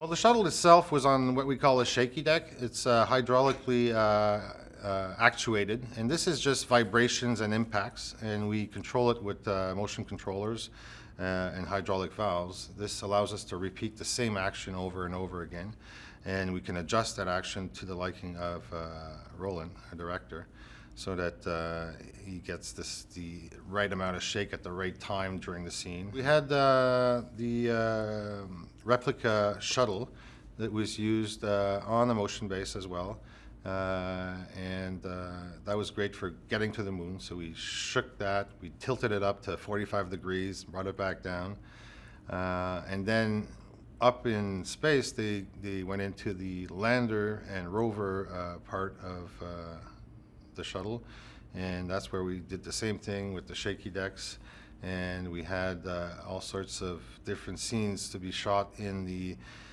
mid deck between the shuttle and these landing modules, and that was quite a lot of fun to work on that, because we had all sorts of rigs to create airlocks opening up and wire works at the same time, and lighting effects that went round and round to simulate the shuttle being in a spin on itself. So that was very interesting. It was a simulated shuttle and not a set. You know, it had its own unique challenges. But Kirk Petrocelli, the production designer, and his art direction team did an incredible job of modifying it enough that we could shoot. We also shot on some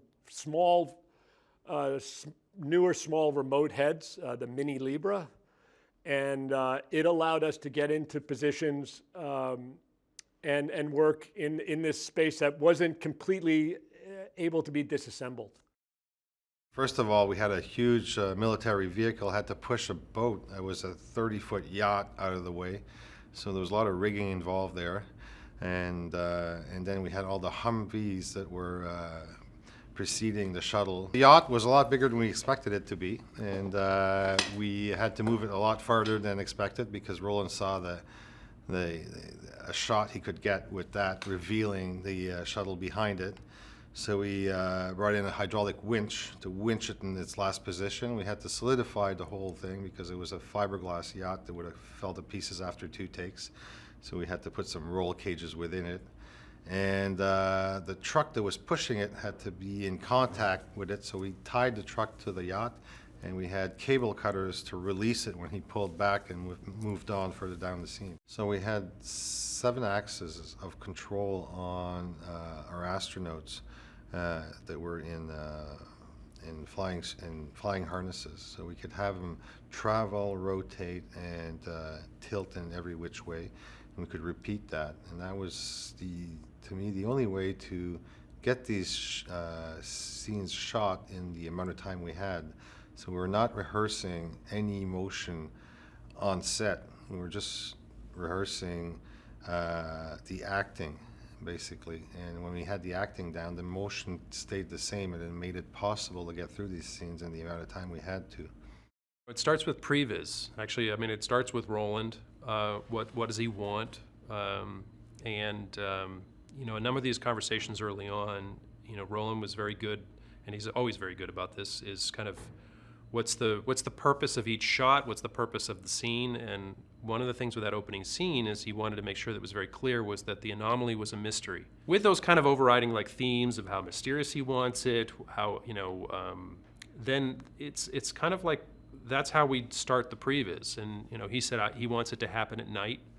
So we made sure that, you know, all of our renders of the surface of the Earth we're over the night surface, and so there's minimal light. And so that's kind of how we start marching through it, and then we jump from scene to scene, and really it's like, starts off with a quick conversation with Roland. Again, each and every scene, it's, he gives us kind of the purpose of the scene, and we start going through the iterative process of doing previs. We've got some really strong vendors on this movie, and again, it's all going to add up to about 700 artists or so, and we just really have to kind of break it down. Okay, so you guys take care of the mountains getting destroyed, you guys take care of the flooding, you guys take care of the inside of the look of the moon. The shots up in space is a different group of people. So, and then really what we're doing is we're just kind of coordinating all that effort. The Aspen Chase is probably our biggest CG environment, as far as the most extensive when it comes to the effects work that's going to need to be done. Because first of all, we're going to have to build Aspen digitally. There's no way that we are going to shoot some plates, but there's no way that you could actually do practically what we're about to do, which is basically not just tear Aspen apart, but tear the mountains around it. The big thing with this movie is scale. It's like, how do we kind of keep keep it to the viewer can actually comprehend what's happening, but then also try to create scale. I mean, we're dealing with planet-sized problems here. He kind of starts with a premise, and then the process is exploring the what if of it all, and but he still keeps the human element to it, but he makes it so big. It's something that you would never have a chance to see unless a director like him decided to make a movie like this. We're going to see visuals that we would never see.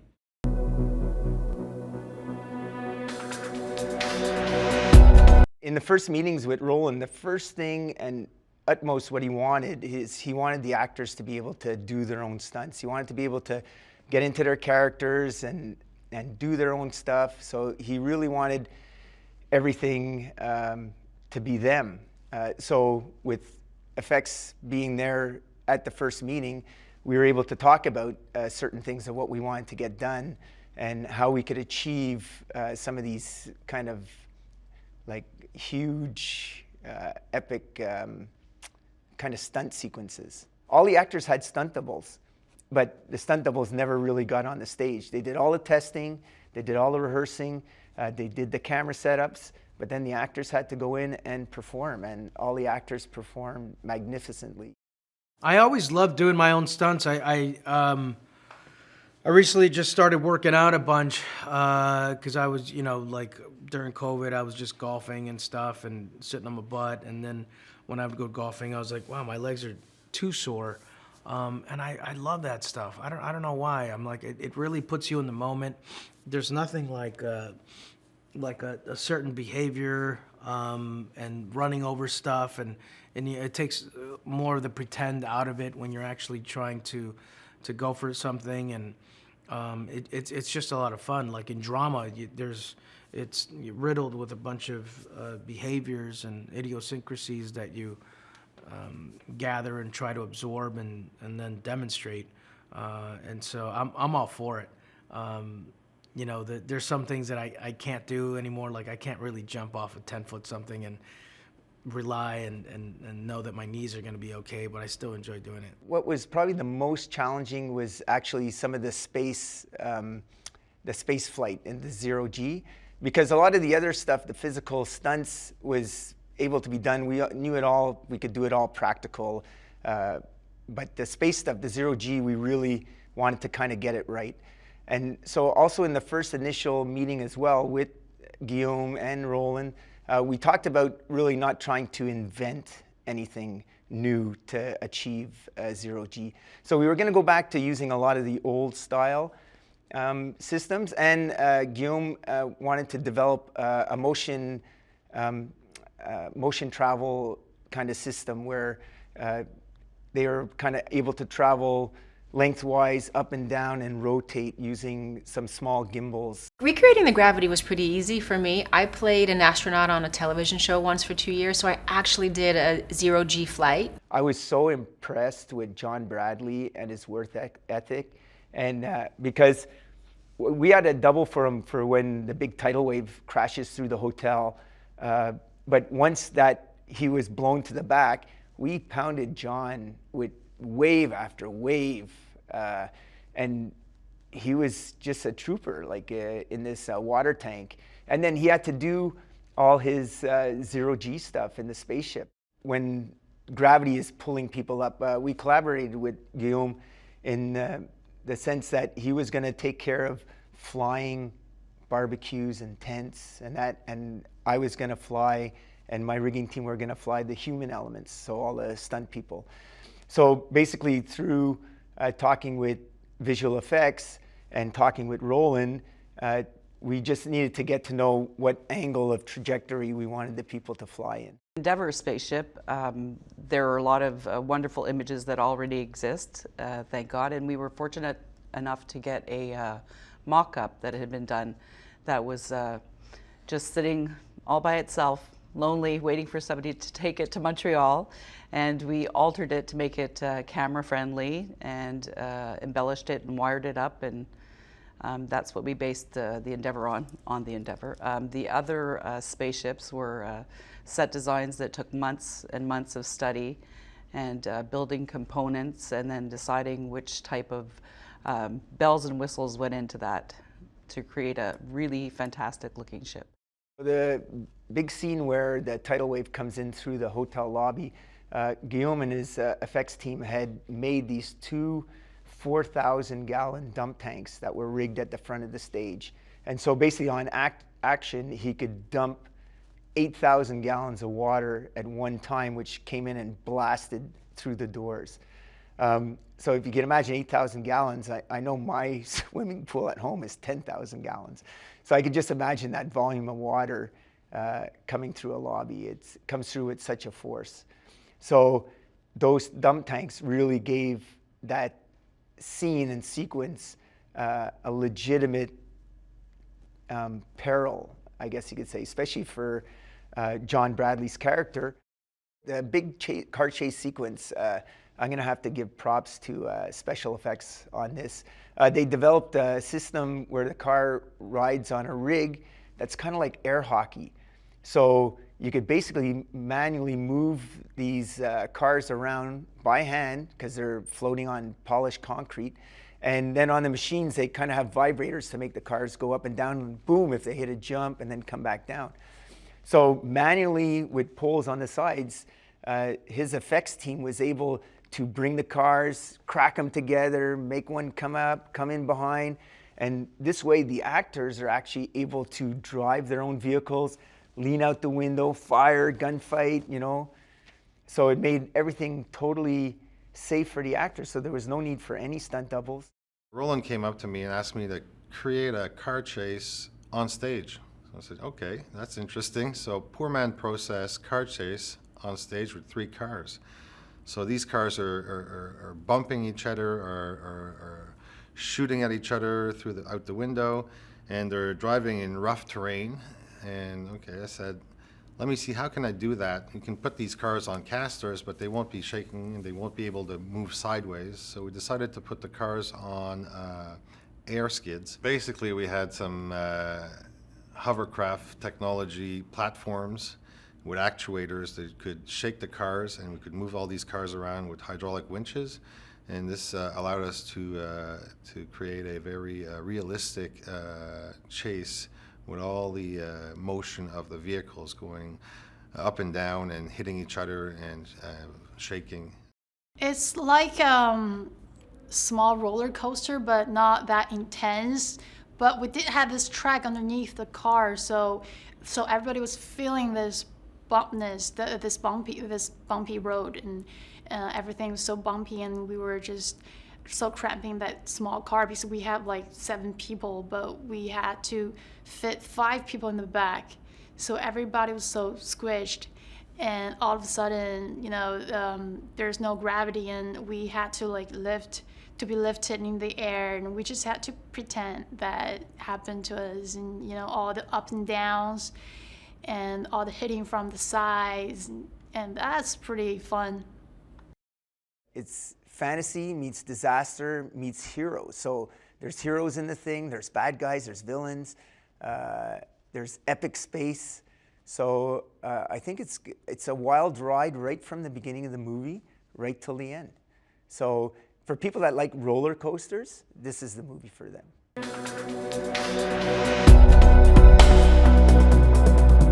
We start base level with us as people in our terrestrial kind of how we live and our kind of day-to-day kind of nuance of life. And we're all hit with this massive problem. And it's how we come together and how we do that is how we had to figure out how to tell the story. And Roland's concept on the whole thing was, let's keep it very, very real. Let's keep it really original and very heartfelt, because these characters, each and every one of them, have something inside and outside they need to share. Well, Roland's vision is all about scale and the human contact with that scale. He's got heartfelt characters that are thrown into impossible situations. And nothing is too big for him to approach and to tackle and to and really just maximize the scale of the event. And that's why I love it. It's a real challenge each and every time we work together, and it's an honor. Roland is absolutely a technical genius, and the strange thing about this film is that we've almost shot everything in a room. Like, we're in one room where we've shot car chase scenes, homes, workplaces. These incredibly intricate sets get built, and then it's so easy to actually just feel at home. For example, our Colorado house, I walked in there and I was like, can I just nap here? Because there's like a fire going, there's some leather couches. It was just so cozy. And I was also like, is that for sale? Because I will take it all. It was just so well done. And shooting, you mentioned shooting in blue screen. I mean, he showed us his vision of what the car chase was going to look like. And I just thought, how is this going to happen? We're in a room and there's 3 cars chasing each other. And then once we got into it, it actually felt like we were on this roller coaster ride, like a bumper car. Like there's cars bumping into us. There's 18-wheelers flying above us. It was such a surreal experience. And I had to keep saying to myself, I'm getting paid for this. This is my job. This is so fun. The stage is a better format for Roland in which he can operate with freedom, with the viewpoint of what's to come. He's an effects genius. So in essence, if we go to location and really try to pull the specific things that really make a location effective for the storytelling, we'll do it. Bottom line, we had one massive exterior sequence that we had to do because it all happens in daylight and it happens at scale. There's not a stage big enough to do it. But past that, everything became something that we designed, created, and built on stage, and then we would really very quickly move it, change it, slide it away so the next piece of business can come in. So I think Roland's expertise is how do you tell a giant story in a very efficient way. Did first was discuss the characters and try to figure out who they are, and then we assigned a color palette to each of them. That would be a subtle introduction into their sets, which we did. Then we talked about different types of lighting for different types of set to give it a different look.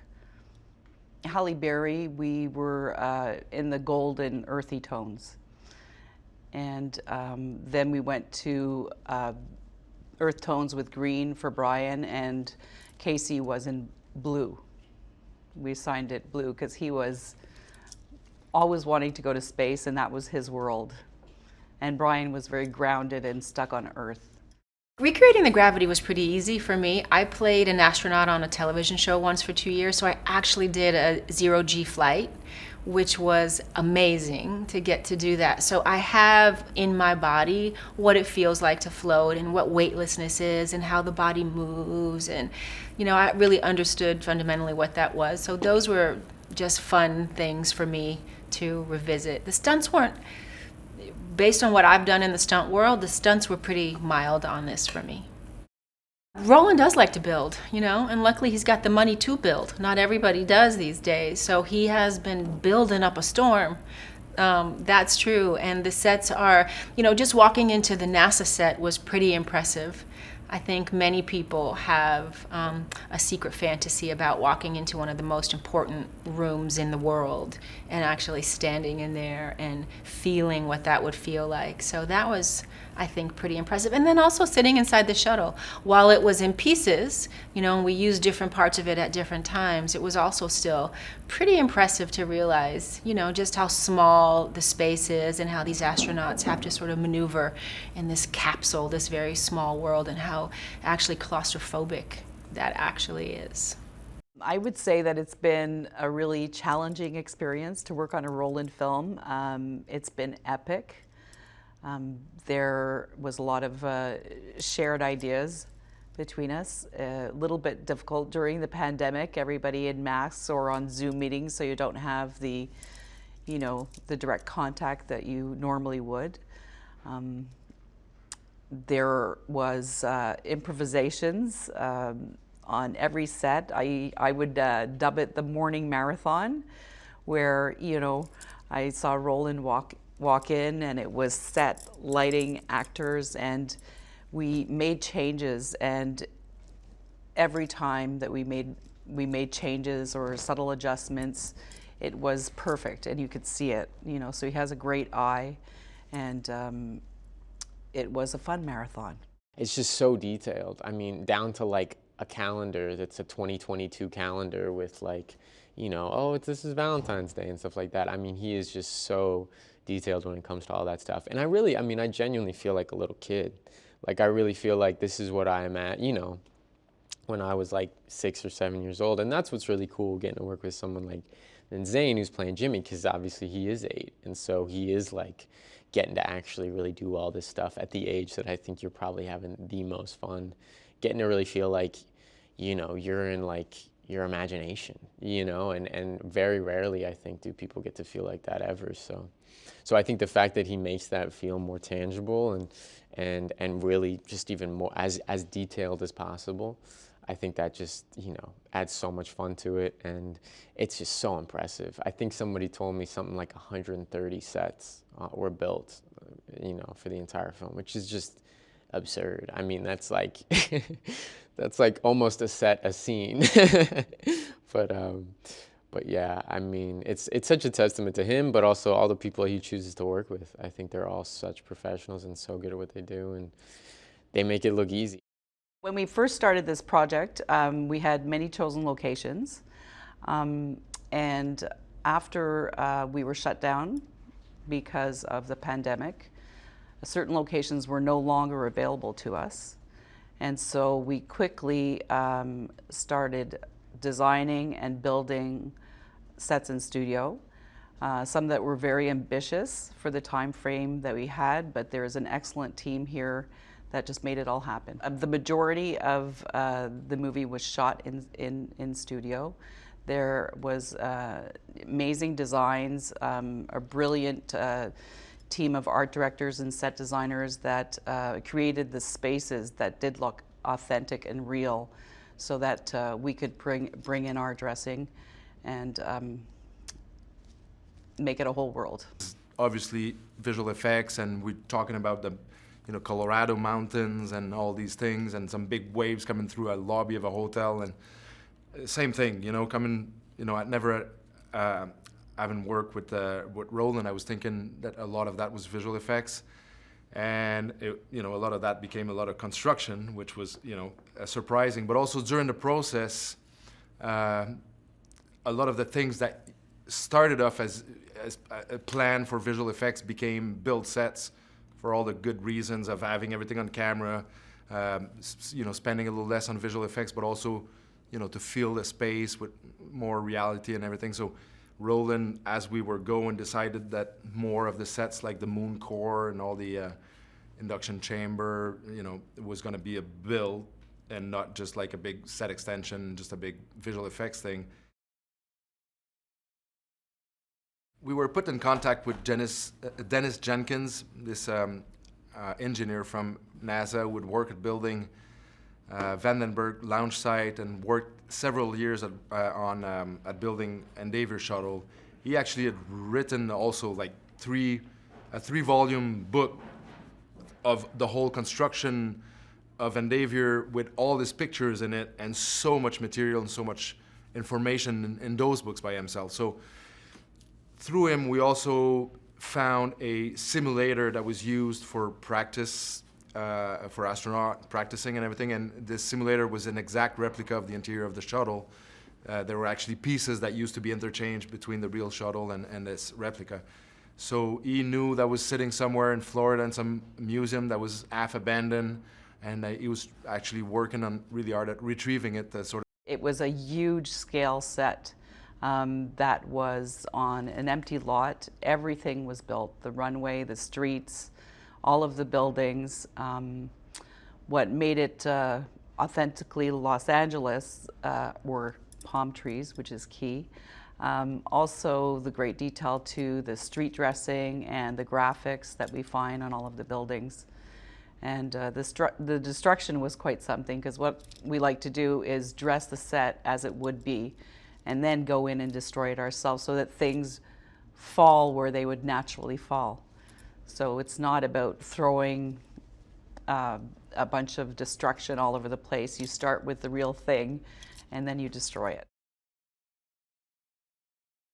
Well, there were a couple of epic destruction scenes, what you just mentioned, the LA streets. There's also a hotel set that we started off in its pristine condition, and with special effects, destroyed it, and then reset it, and then destroyed it again, and again. Well, there was a great special effects team, and we had doubles and triples, and dried some stuff out when we had a few days to, and reset it. It's a lot of coordination between us and special effects, and it worked out very well. There was two worlds, I'd say. There was the first world at the beginning where we want to feel that we are in reality and we want to reproduce what people know, what they've seen on TV about all those flights that's been in the sky and all this. But when we get to the fictional part, which is where we got in what never happened, which is the fool falling on Earth, and you have that many hours to get there and all this, then, and this was a big part of the fun of the movie, is to create a new suit, a new astronaut suit. I went and in the NASA museum, in a way, on the web, and tried to see everything that was done before, everything that all the prototype they created and never used, because it's a huge work at the NASA each time they create such a custom.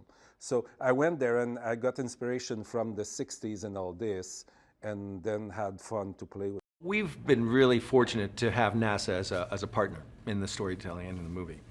And they've been nothing but gracious in telling us what the shuttle missions would have been. We actually acquired a space shuttle cockpit interior that is actually one of the training programs interiors that was set aside because it's an old technology, but it happened to be available, and with NASA's help and in Florida we contacted the people who own the piece itself and asked if we can make use of it and turn it all on and bring it to life. And what I'm very, very happy about is that we've created, I believe, the most accurate interior of the space shuttle that is in a movie today.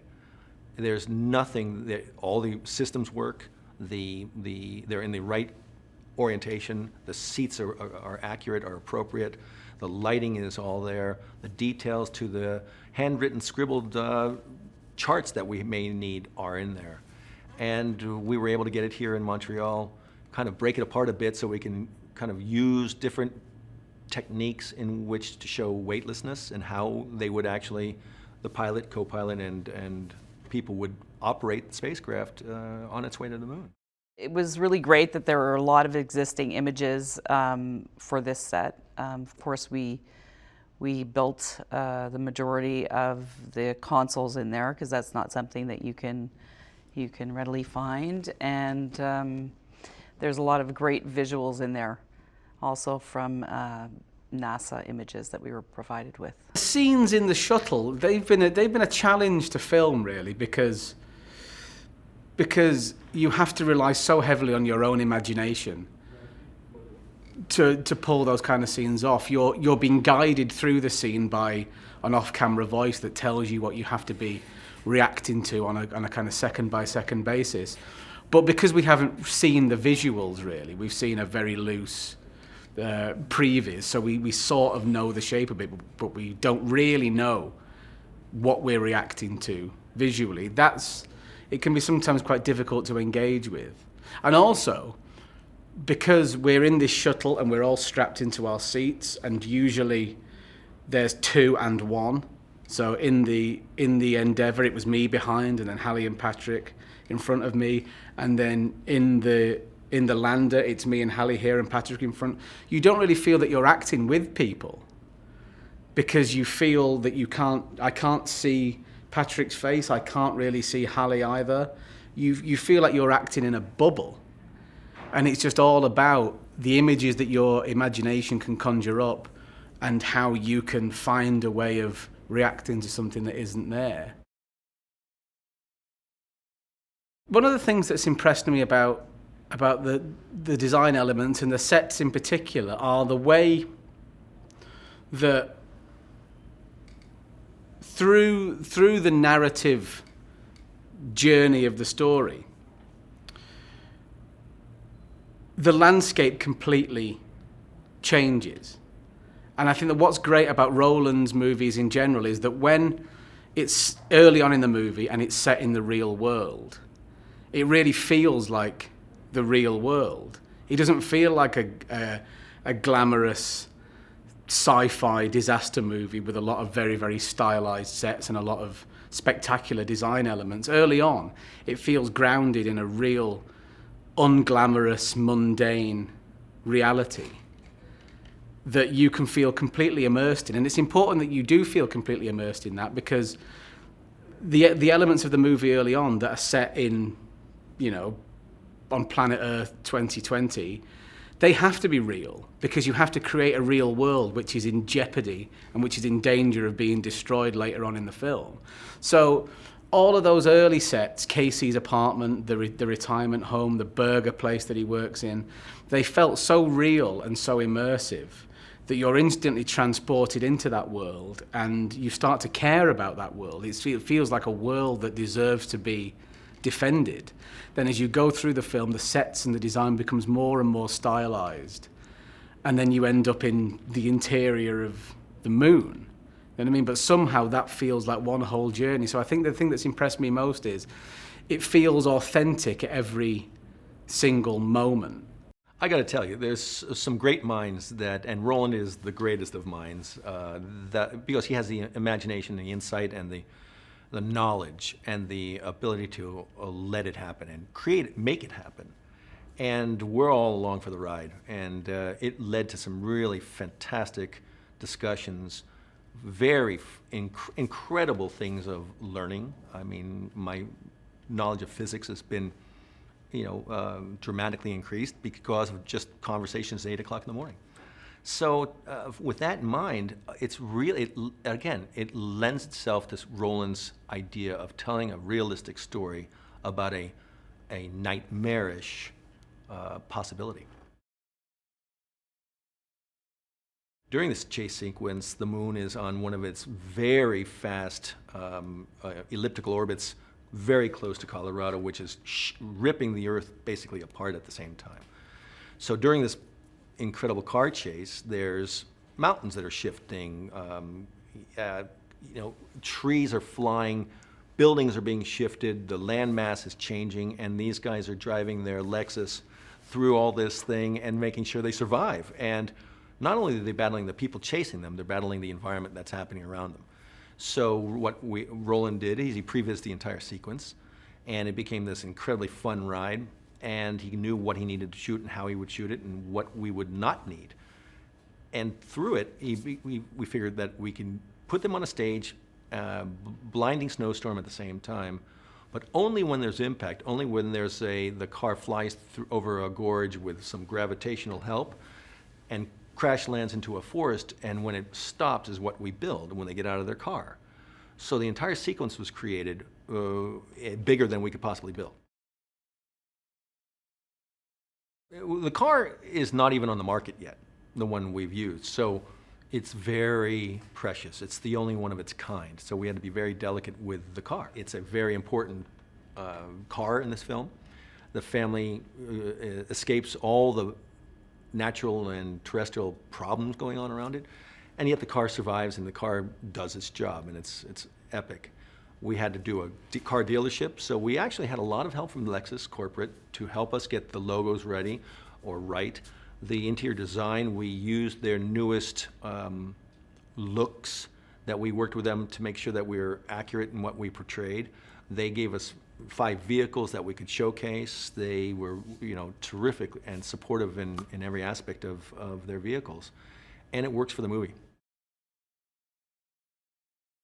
NASA's Mission Control is an iconic place. It's really, once you've seen it in an image bank or visit it, you realize the power and the impression that it gives you. And the focus of the first impact of the moon coming out of orbit happens to be in the NASA Mission Control. The monitors, there's 80 some odd monitors within the set itself. Each had to be created, all the graphics had to be created, the giant screen wall had to be created. We had to set up the different departments on where certain specialists would sit and how that works within NASA itself. It had to connect to a bit of a command and control center in the backside of the set piece, and then a hallway that led us outside. I'm really excited about the humanity and the joy in these characters and the way they handle themselves in an incredibly scary situation. I think the scale of the event is going to be so large, it's almost impossible to imagine. But at its core, there's these great characters, and they really love one another, and there's laughter, there's pressure, there's love lost, there's tensions between them, yet at the same time, we're all human, and they work it out, and it gives me hope for the future. Well, I think every one of the sets in the movie are important. They're characters within themselves, and if I do my job right, no one will ever know we did a job. So I think for my gang, what's understated is the best, but really what happens is you use real things to make the impossible that much more accessible, and you can understand and really empathize with the characters within it. And we had so many different people, so many different incredible artists, technicians, you name it. We've all worked together during COVID. We are very safe, very specific about how fortunate we are to be working right now. Montreal was a godsend of being able to work here because of the humanity and the people. And we all respected the issues at hand. We all really wanted to stay safe. We want to do things and employ people and create something that makes people smile and forget about life for a moment. The Griffith Observatory, which is the most spectacular Art Deco building, was a bit of a challenge, and we were slotted to do some of this on location, and it became obvious a little later than we hoped that we would not be going there, so away we built, and it was a bit of a challenge to find all of the necessary pieces for an exhibit. We did build some wonderful pieces, as you can see right behind me there. and it did look beautiful. And to help the look of the movie and sort of anchor it in reality, we use a bit of a retro look. So thinking retro, we went to those sort of 70s, designy hotel that were kind of typical then, and because they bring a level of great visual. Kirk especially liked that look, so we went for that. And the design of it, obviously, as you design it, you are not only recreating a beautiful lobby that works visually, but also had to work with the amount of water that was going to play in there. We, working with special effects, we built retaining walls right behind our real set walls, and all the materials, we printed wallpaper that was waterproof instead of, real wallpaper. All the set was built in concrete panels instead of Luan, and so that it would be, water resistant. When I also read the script, you see Aspen, Colorado mountains, and you're going to end up in some, location, and or you think you're going to end up in some location and extend some real mountains. And I know, as they were looking for that, they realized how much, visual effects was going to be important, how much the moon is close to the earth then, so the gravity has changed, and everything that goes in there. And when you start thinking of having a whole team in sort of winter time going on the mountains and trying to recreate all this, so I think Kirk super cleverly came with a proposal of building a mountain road with some beginning of mountains on a stage, and trying to make this and a portion of the bridge and the tunnel that we needed for the story on one of the biggest stages that we had here in Montreal. Well, there were 60 shoot days, which was very short. I don't have an exact count, but I had a breakdown of 130 sets. Started off construction, 2.5, 3 months before shoot. We loaded Grande, the stages here. There's the 2 long stages, plus all the little, what they call multi-purpose rooms that are just, service rooms and support rooms. We basically, for the first pass, built sets everywhere in every of those. We had 3 sets on every of the big stages, 2 to 3 sets and plus, apartments in the smallest, support room that is usually not a stage. We just filled all square footage. And so we worked those 3 months just, delivering those sets, the hotel, the burger joint, the Casey's apartment, Brian's apartment, the retirement home, and all these sets. And we struggled to get there and stuff, and then we put it there, have it all nice, beautiful for the first week of shoot, and then, we sort of lift our heads and we're like, oh, that bought us the 5 first shoot days. So there's 55 coming. Roland is a bit like a painter. He knows, he visualizes everything he wants to shoot, he will shoot. And he works also with post-production. He knows the effect he'll do, he knows all that. So working with him, it's always to find what's bright, what's dark, what's the challenge with the different colors and all this. So he works a lot that way. Roland works about what you see, the lines, the color and all this, even before talking about the character. That's the way he works. That's the way I feel I should work with him. For Fowler, there was many way probably to dress her. Again, since we were in real life and all this, I first looked at Halle, work with her, see what she wears normally. After the first third of the movie is when we leave the NASA and she's no more in her environment where she works and all this, and then try to find a way.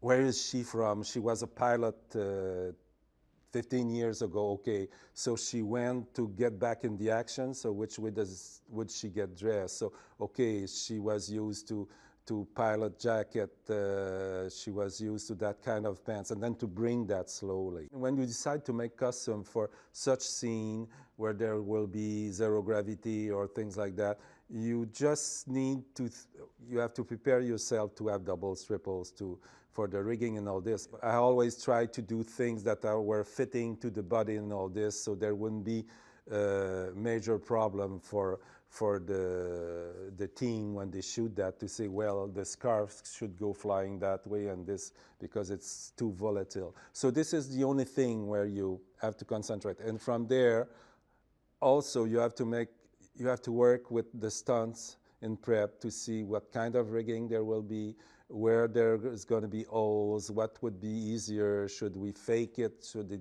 be an opening with Velcro and just bring the rig out? Okay, do we need a bigger size because of the rigging under? These are all things you have to be careful. It's a magical place. It's really beautiful, from the hand-painted backdrops in there, the set designers, the construction, all the sculpting that went on for months, the painters, the greens team, and finally the layer of snow that really gives it this beautiful magic. I did not have a great amount of decorating to do in that set, actually. We're just adding in some exterior pieces, and then there was the Aspen house. I have many favorite sets. The latest one, I think, would have been the Aspen fire station, just because the level of detail that went into that set was just spectacular. And then we destroyed it. Even though it's an empty, abandoned fire station, it had a life of its own before all of this catastrophe took place.